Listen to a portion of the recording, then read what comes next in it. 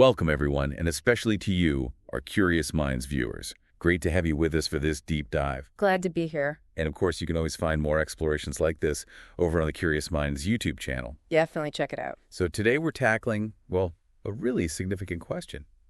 In the current global picture, what actually underpins the United States' strength compared to China, especially with China's very obvious rise? It's a huge topic, and we've got quite a stack of sources here, articles, some podcast transcripts too, different viewpoints, definitely. Right, covering everything from, economic muscle, tech, military power, who's allied with whom. Demographics, even soft power, the cultural side of things. Exactly. So our mission, really, is to pull out the key insights from all this material and try to give you a clear, sort of comprehensive overview of why things stand as they do right now.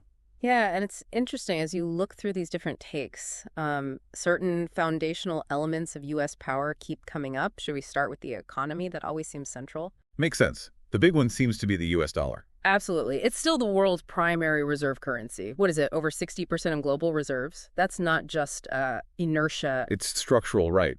The sources mention things like the SWIFT system, the whole global financial plumbing. Precisely. The infrastructure is built around it.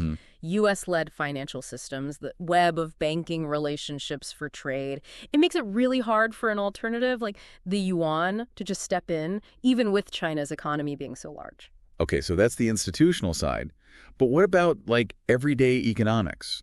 The sources talk about U.S. consumer demand. Yeah, that's another key point. Think about American brands, Apple, Tesla, even McDonald's. They're huge in China. Right. So U.S. consumer spending and the companies driving it still power a lot of the global economy. That's the argument, yes. That demand remains a major engine worldwide. But the sources also mention China pushing back, right? Like during the trade war, the tariffs. Oh, definitely. China used tariffs pretty aggressively. Some went up, 125% on certain U.S. goods. The goal was clearly to put pressure on the U.S. And did it work?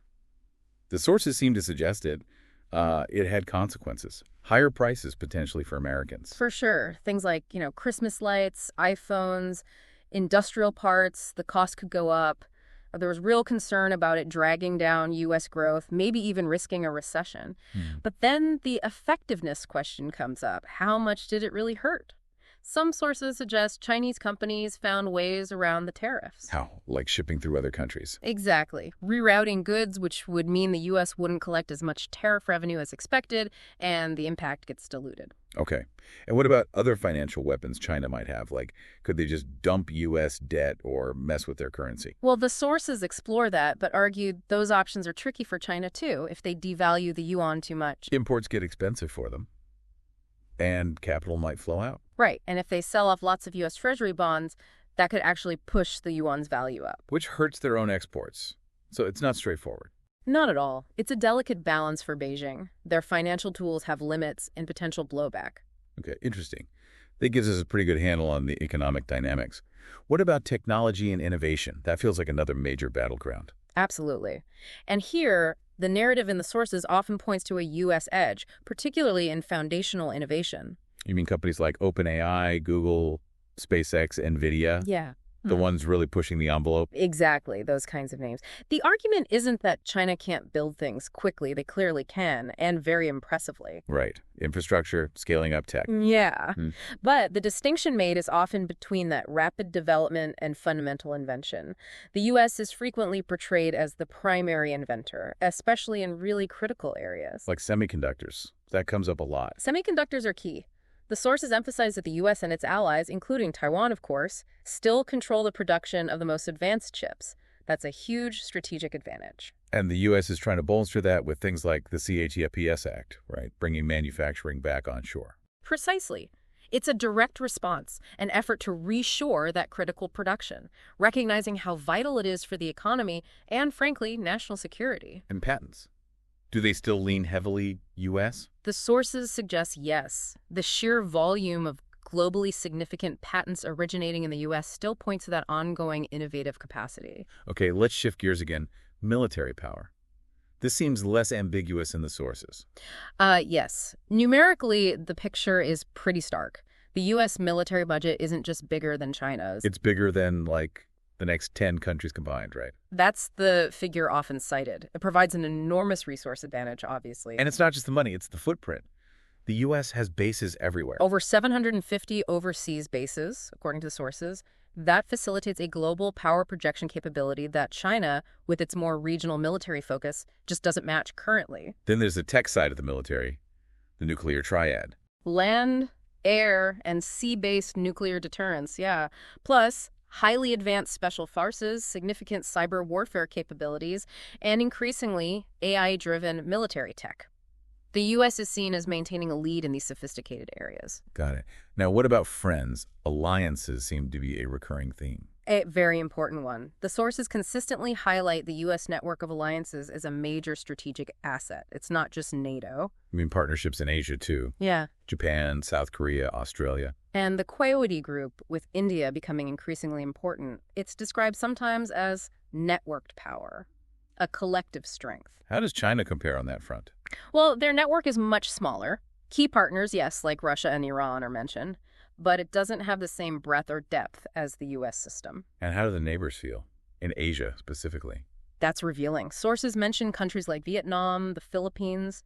They seem uneasy about China's rise and actually want a continued U.S. presence in the region. That says a lot about trust and perceived reliability, doesn't it? It certainly suggests the U.S. is still seen by many as a preferred security partner in the region. Okay, now for something maybe less obvious, but potentially huge, demographics. Ah, yes, the time bomb reference. That was about China's population, right? Yeah, aging rapidly and even shrinking. One projection mentioned had over 30% of Chinese being over 60 by 2050. Which has massive implications for their workforce, their economy, social spending. It's a major long-term headwind. How does the U.S. compare demographically? Relatively youthful is the general take, partly due to immigration, but also perhaps a cultural factor, fostering innovation across age groups.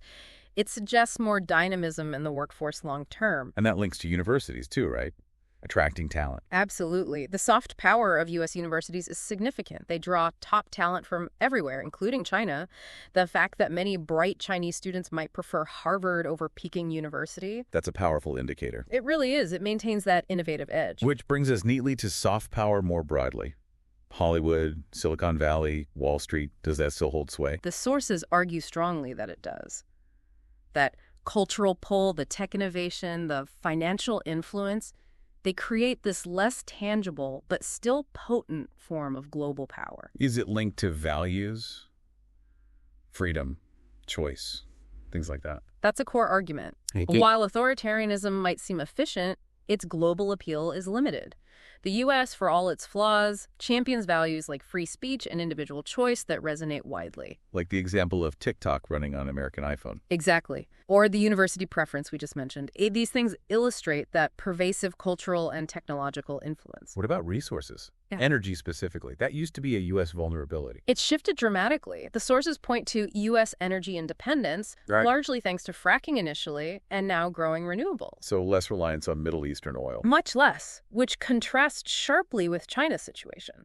They're heavily reliant on imported energy, especially oil from the Middle East. And the U.S. Navy plays a role there, too, controlling sea lanes. Strategically, yes. The U.S. effectively controls the sea lanes that are vital for China's energy imports. That's another point of leverage highlighted in the materials. Okay, circling back to cutting-edge tech. Yeah. What about AI? Who's winning the AI race?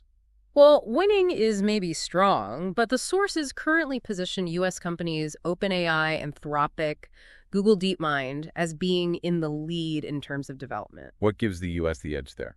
Several factors are mentioned: a culture of more open research, a really dynamic venture capital scene funding startups, and maybe more focus on developing ethical frameworks around AI. So maybe trust and transparency matter more long-term than just state control. That's a compelling argument made in some sources, yes, that the U.S. approach, while maybe messier, might foster more trusted and ultimately more powerful AI in the long run compared to China's state-directed model. Interesting. Okay, one last major area. Internal stability. China looks stable on the surface, right? Yeah. Very controlled. It projects that image very effectively. But the sources raise questions about underlying fragility. Things like censorship, constant surveillance, youth unemployment, these create pressures beneath the surface. Compared to the U.S., which often looks, well, chaotic. Chaotic but resilient is how it's often framed. Democracy, even with all its loud arguments and divisions, allows for self-correction. Mistakes can be debated openly, policies can change. Whereas in China, dissent is suppressed. Right. Which might maintain surface stability for a while, but could mask growing problems until they become critical. The U.S. system, arguably, is better at adapting, even if it looks messy. And that ties into the final theme that really stood out, resilience. Yes. The historical perspective. The U.S. has been through immense crises. The Civil War, the Great Depression, 9/11, and bounced back, often stronger. Suggesting a kind of deep-seated adaptability. Exactly. The argument is that China's incredibly rapid rise, while impressive, might be more brittle. Its systems haven't been tested by the same kinds of profound shocks over centuries. The U.S.'s strength is perhaps more tested, more adaptable. So if we pull all these threads together, it's not just one thing. Not at all. It's a composite picture. Strong economic foundations, the tech and innovation leadership, superior military reach and capability. The strong alliance network, demographic advantages, energy independence. Soft power, the lead in AI development, and this underlying resilience rooted in its political system. It's the combination of these factors. Right. That seems to be the consistent message across the sources we looked at. A multifaceted strength. Definitely. So here's something for you, our Curious Minds audience, to think about. We've talked about economic clout, tech, military might, alliances, people, culture, resilience.